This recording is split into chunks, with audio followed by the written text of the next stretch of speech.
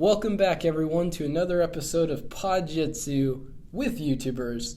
I'm SPI, the host, and today I'm joined by... Hey guys, it's me, DailyRoLord, joining SPI on Podjitzu today. I do basically like commentary style videos, and I review stuff like the episodes and the season. I do stuff like that, and basically I do theories and just, talking stuff like that on my channel. Yeah, and so I'm going to be interviewing him, and then we're going to be talking all about Ninjago Season 11, specifically the finale, and we're going to get into a lot of spoilers, so if you haven't seen the finale of Ninjago Season 11, then maybe skip that part. But as of right now, are you ready for your questions? Yes, let's do this. Actually, my first question, just because I don't want to be saying DailyRoLord all the time, can I call you like Daily or something? Is there? Yep, definitely. Yeah, you can call me Daily.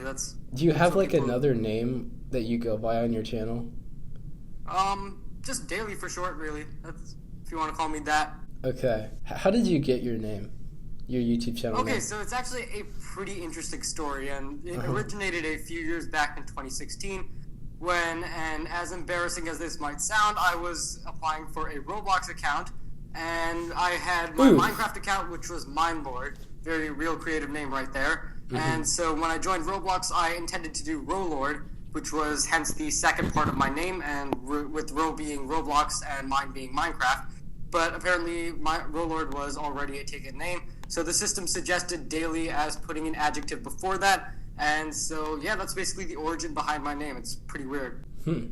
So what kind of inspired you to start YouTube after that? So I had some experience from YouTube in late 2017, and when I started joining Ninjago Discord servers throughout early 2018, and I was definitely really inspired by a lot of the conversation stuff that was going on there. And so one night, as I was going to sleep, I just had this idea, I think it would be really cool if I started a channel, and so the next day I started work on that, and it's been awesome. I think I definitely made a good decision back then. And yeah, I was definitely inspired by a lot of the Ninjago discussion that I had seen and a lot of the other stuff that people had been doing related to the show. Yeah, just in general, it's really awesome to see all the discussions and stuff. Yeah. Ninjago definitely has a huge fandom. I know, and it's especially expanded since they continued that show, and I think it's awesome that they did that rather than just being another one of LEGO's standard shows that gets canceled right after its original cancellation date. So have you done mostly Ninjago, or have you had other stuff that you've done in the past?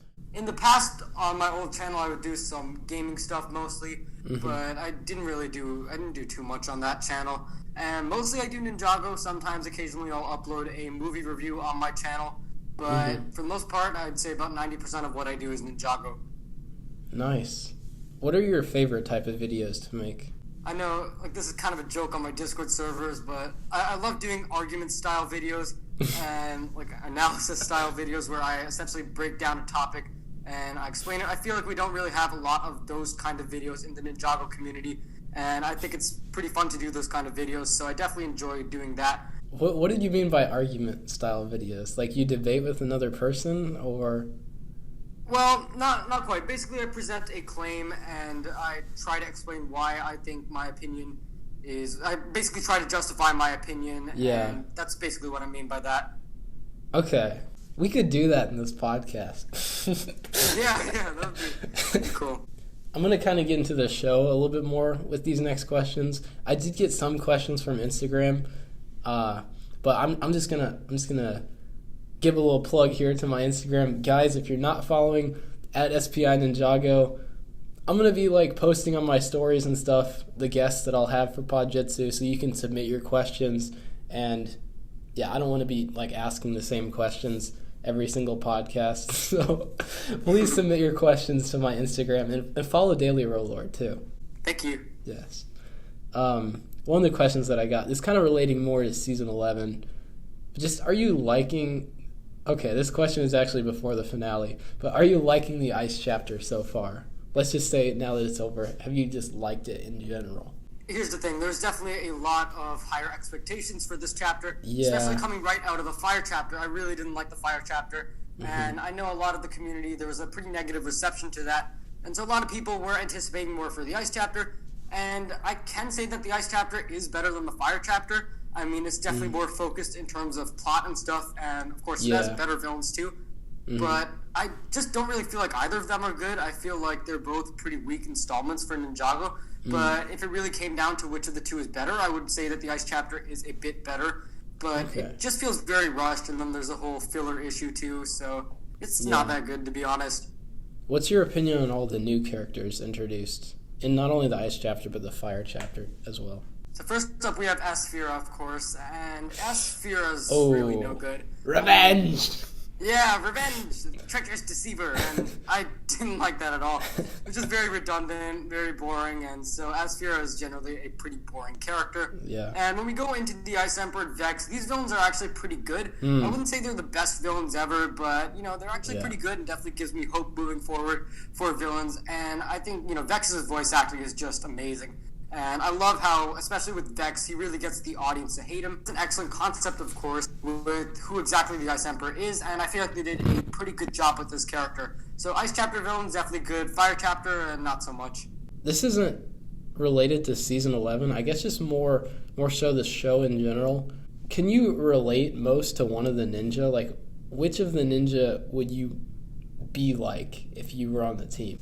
That's a really good question, actually, and I would probably say either Kai or Cole. Cole is just very down-to-earth, and it's really hard to relate to some of the other ninjas because their stories are just so crazy, especially Lloyd with all of his father stuff, and I don't know, I mean, it's kind of hard for me personally to relate to that since it's so exaggerated with his father literally being a supervillain and stuff, but as for Kai, I feel like I can definitely relate to some of his emotions. And, Cole's just a pretty relatable character in general, so I would say either Kai or Cole. Yeah. I'd say I'd relate to Zane, because I'm actually a robot, so... I'm just kidding. Yeah, Zane's awesome. Okay, now to probably my favorite question that I ask, just because it's tradition, and I've asked this like every single episode, but before I get into this question, it kind of has a rule to it that came about a few episodes ago. So the question is, if you could have any elemental power, what would it be? Except you can't say the ones that have already been said. So, like the first episode, Mike, our in production, joined me and he said speed. I said amber. Albrick Studios said ice. Michelo Studios said invisibility. And Brick Filmer, who was on last episode, said water. So again, speed, amber, ice, invisibility, water. This is going to get so crazy after like so many episodes. But yeah. Do you have an elemental power that's your favorite besides those? So of course, I mean, amber's the typical response. Yeah. Who wouldn't want to have all of those elements? I stole that. Yeah, I mean, that would be pretty awesome. But I would probably have to go with ice. I mean, it seems like a pretty cool power. I like that idea. But ice has been said. Oh, ice has been said. I'm sorry. That's okay. Let's change to energy instead. Has that been said? Oh, no, it hasn't. Energy. Energy's pretty awesome. Yeah. You can do a lot of stuff with it. And I like the idea of the elemental dragons. And it's kind of an abstract power. It's basically self-explanatory. And I think it's pretty cool. It's a pretty simple idea. But I think it would be a pretty fun element to have. Congratulations, you're now the Green Ninja. Yes, my dad's gonna turn evil and stuff. Oh no. So that's all the questions that I have. Are you ready to get into this topic? Yeah, let's do this. Yeet. If you haven't watched Season 11, skip to the mystery segment because it's awesome. And I'm afraid, honestly, that people skip over the mystery segments in these Podjitzus. But Daily and I are going to be talking about the Season 11 finale. There are going to be a lot of spoilers that we're going to get into. And I guess just to take it from the top, what do you think about the Ice Emperor? Let's dive right into spoilers here. I mean, I think this is honestly one of the best concepts for a villain yet. And you finally have this idea that a ninja, Zane, is finally becoming a villain. And I think it was a great idea, especially given the concept of forbidden Podjitzu. So I think the Ice Emperor is pretty cool, and I like this robotic personality, how they essentially took Zane, but only really brought out the robot side of him, and I think that's a great idea for a villain. Generally, when he is on screen, he's executed pretty well, and those scenes with the Ice Emperor are really a blast to see. And it is such a shame that we didn't get to see more of the Ice Emperor. Yeah. Because I do think I think he's a pretty cool villain. Yeah, like, for the time that they did have him and where he was fighting Lloyd and stuff, I was just like, I really wish we got more of the Ice Emperor. Because I only wish one fight. I wish we'd seen a lot more of that. His lines are just written really cool. The voice acting is great. Yeah. And in the end, I feel like we didn't get enough of him. Yeah.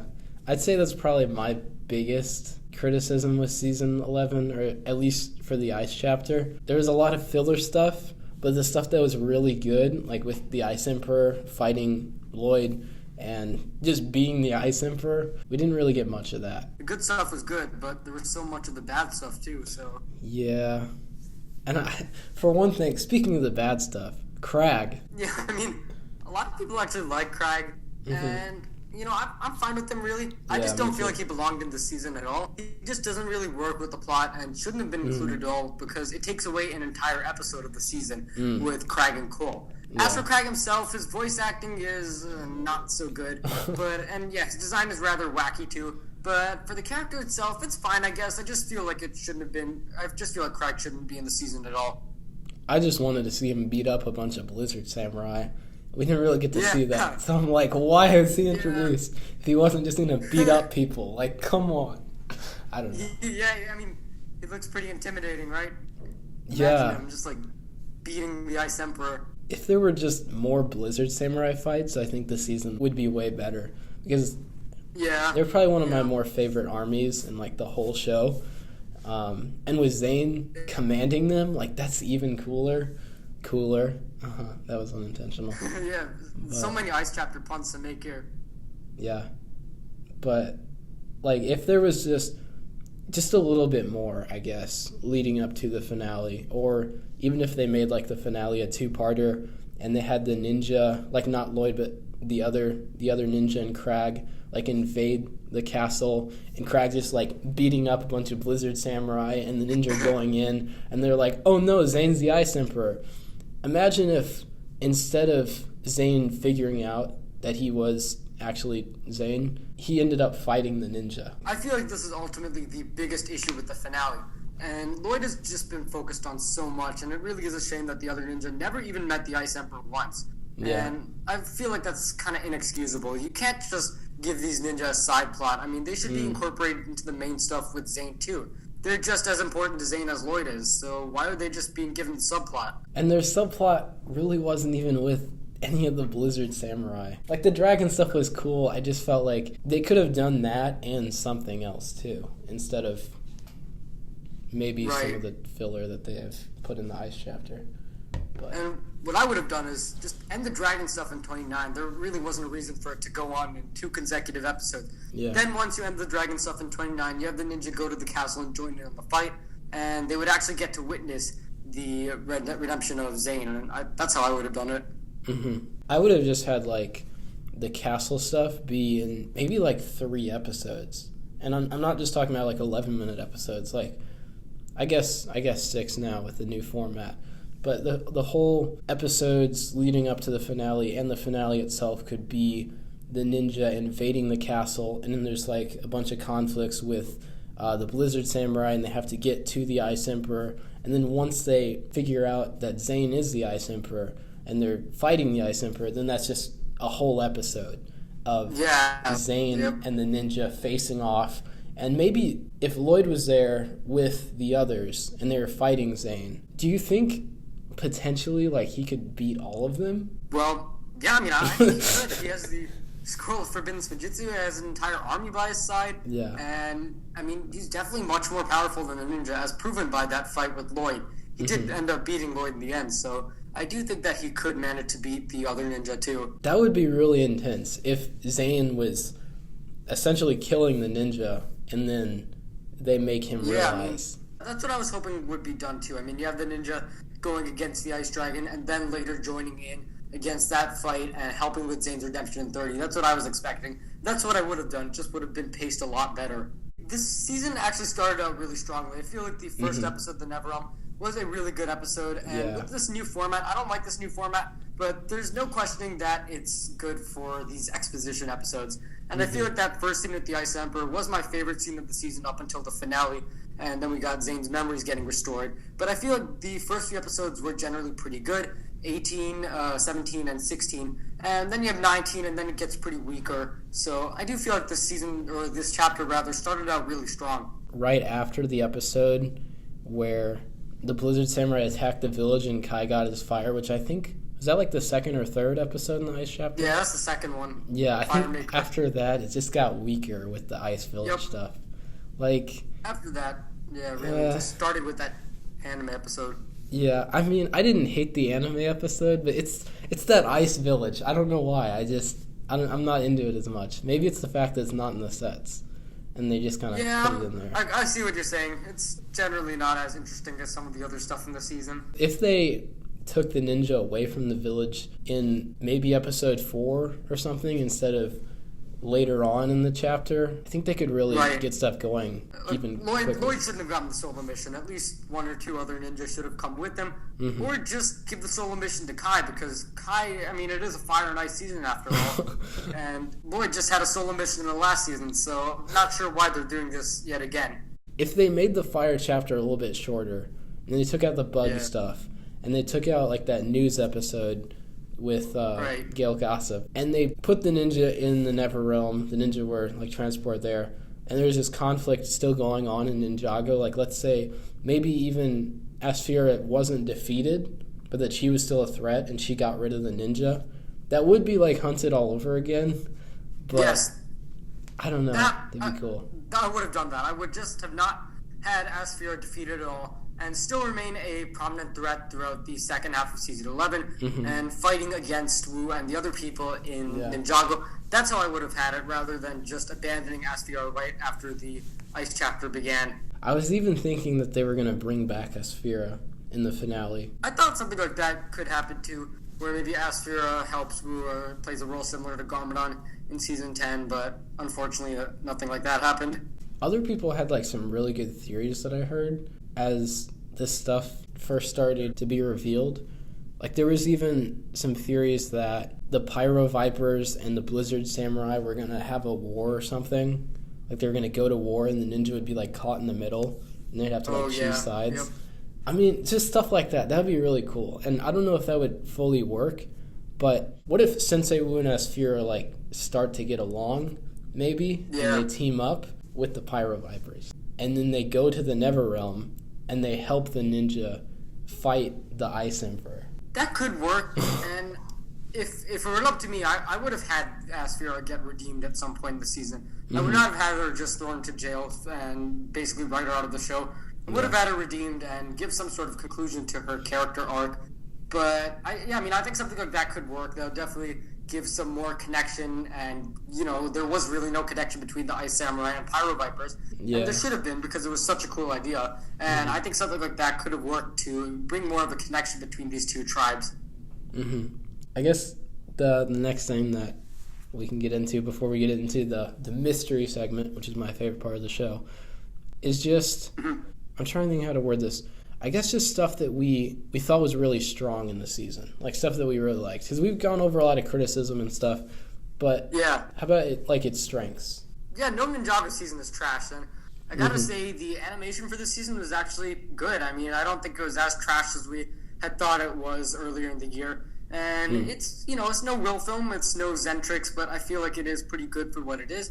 And also we got the series best concepts right here, and also we had amazing designs for the villains. These two guys, these two tribes rather, look awesome. I love the concept behind the Pyro Vipers and the Ice Samurai, and even the designs for the Ice Emperor and Asphira are really, really good. And then there's also this concept of Forbidden Spinjitzu, which I feel is awesome. I mean, finally elaborating on the the first Spinjitzu master's Oni side, and introducing something new to Spinjitzu. Spinjitzu's been kind of stale for the past few seasons, and I feel like elaborating on Spinjitzu more and having a season explore on that and I think that was a great idea, basically. Them choosing to use Forbidden Spinjitzu with this new animation, I mean, that was just a really good idea, because I don't know if you've compared the Spinjitzu of this season with some of the other seasons.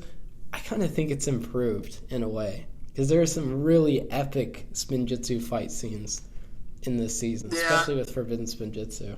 And overall, like, this this season, even though it had like a lot of flaws and stuff with story and with just potential that like they could have done certain things and they decided to go a different way, they've had some really epic fight scenes in this. Yes, this is definitely one of the stronger points of the season. The fights are pretty good, and I like how they are very fast-paced, and I think that was pretty cool for this season.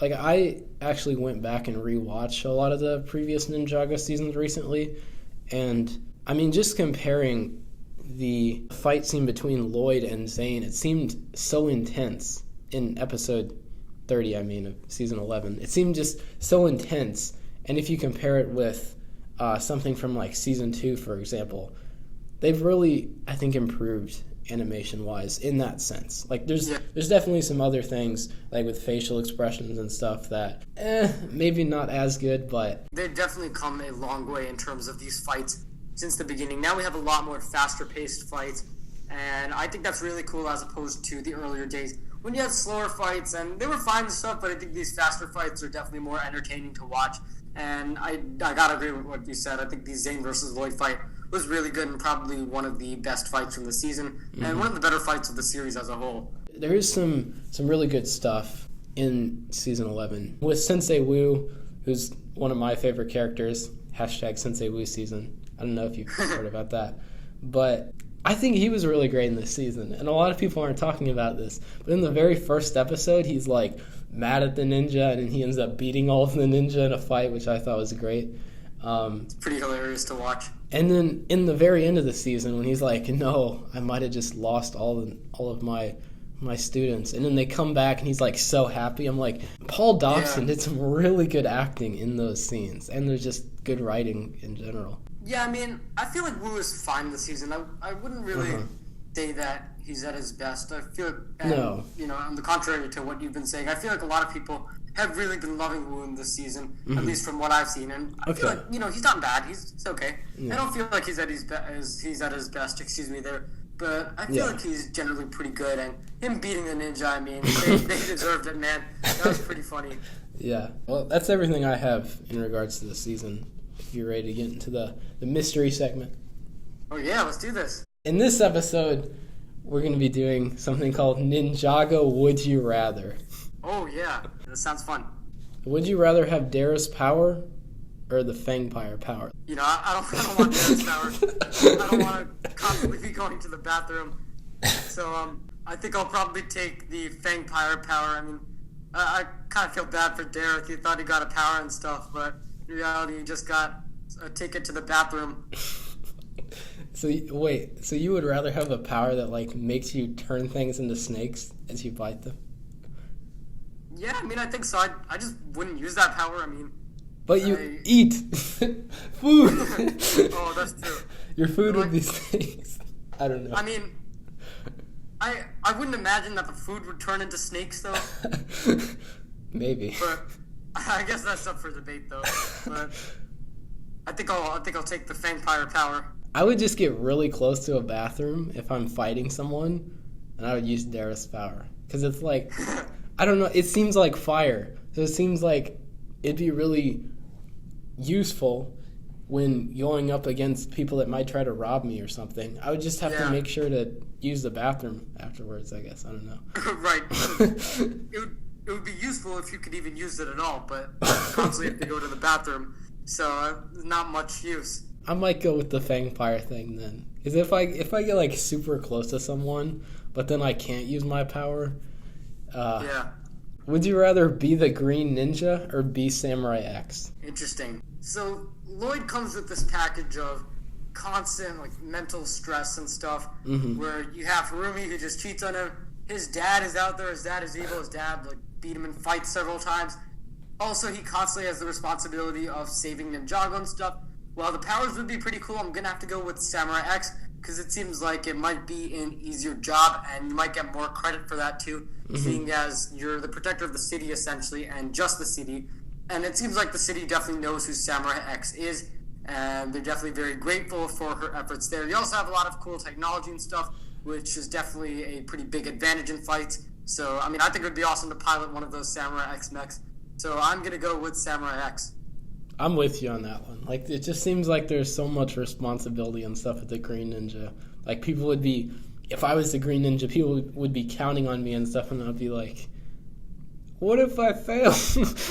What if I'm fighting a villain and they beat me, and then everybody's just like, boo Lloyd. Exactly. Because also with the Green Ninja package, you go against much more powerful and significant villains who are specifically targeting you.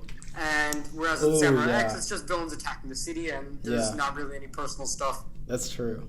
Green Ninja would also have the responsibility of, I don't know if this would be applicable to our situation, but if it was the Season 2 Green Ninja, you'd have to clean up the dragon poop. Oh, God. Yeah, that's definitely worse than anything you've mentioned so far. Definitely a real reason to switch to Samurai X here. Yes. That brings us to our next question. Would you rather have a pet dragon or the X1 Ninja Charger? Ooh. X1 Ninja Charger, that's the one from Season 3, right? Yeah.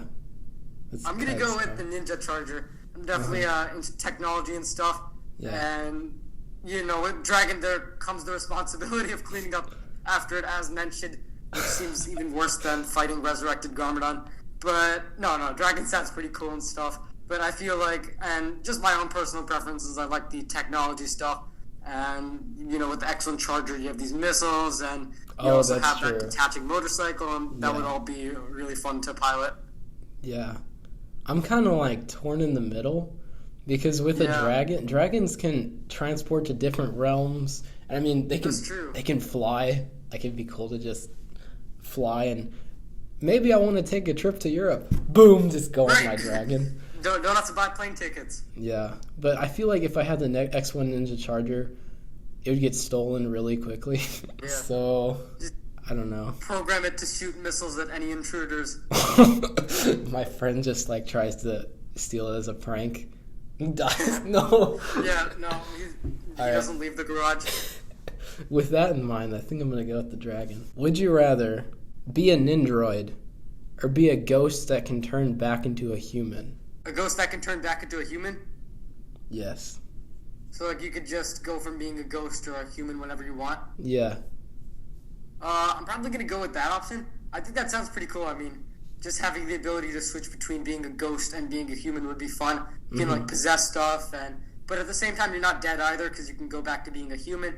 With a Nindroid, I'm not sure I would really want to be a Nindroid, because, I mean, you're basically just a robot. I guess, though, you do get to live forever, but it also seems like you're prone to injury a lot more, and you get damage and stuff, which sucks, and the Nindroids in Ninjago are always getting beaten up. So I'm probably going to have to go with the ghost that can transform between being a human and being a ghost. I mean, it would be really cool to be somebody who could go through walls and vanish and stuff. But if I was a ghost, I feel like I would just not realize it one time that I'm a ghost and not a human. I would just grab my water bottle and just start drinking, and I'm like, whoops, I was a ghost that time. That's the end of that. So I would probably be a Nindroid in this situation. And then our last one, Spinjitzu or Air Jitsu? Ooh, this is a fun one, and in the show I've never exactly been a fan of Air Jitsu. I mean, this is a pretty hard one. I think both would be awesome to have, but I'm going to have to go with Spinjitzu. I mean, I think this would be really cool. Air Jitsu is kind of in short bursts and stuff. Yeah. So I think Spinjitzu would be awesome. Just imagine spinning around in a tornado. Also good for self-defense and attacking other people. So I think that would be awesome, but this is definitely a pretty hard choice. It'd be so cool to have Air Jitsu. If I didn't have my pet dragon, I would be able to fly and stuff with that. But at the same time, Spinjitsu, man, it's amazing. It's a pretty hard choice, but I'm gonna go with Spinjitsu too, just because it's so cool looking. Wait, what element did you say for elemental power? Energy, right? I said, energy. See, you would have green ninja Spinjitsu. Oh yeah. You were Amber, right? Yeah. You'd have orange Spinjitsu. Ooh, that would be really cool. Well, thanks for being on the podcast. Thanks for joining thanks me. so much for having me on. It's been a blast. It has been awesome. Do you have anything that you want to plug? Any videos that you really liked? Why not? Go check out my channel and Also, I do have a Twitter account that I'm pretty active on, so yeah, definitely do go check those out. Give me a subscribe and follow, and that would be pretty appreciated. Do you have like one video that if they could watch just one video on your channel, you'd be like, go watch this one? Yeah, I'm gonna suggest you check out my analysis of why Emperor Garmadon is the perfect villain. I posted this back in May, and it's probably my favorite video on the channel so far. Yes, go check that out. Go subscribe to DailyRoLord, guys. And also, stay tuned for more episodes of Podjitzu. I'm going to be bringing on other Ninjago YouTubers. I don't know how often I'm going to be doing this, but please stick around and subscribe if you haven't done so already. Hopefully I'll see you all next time.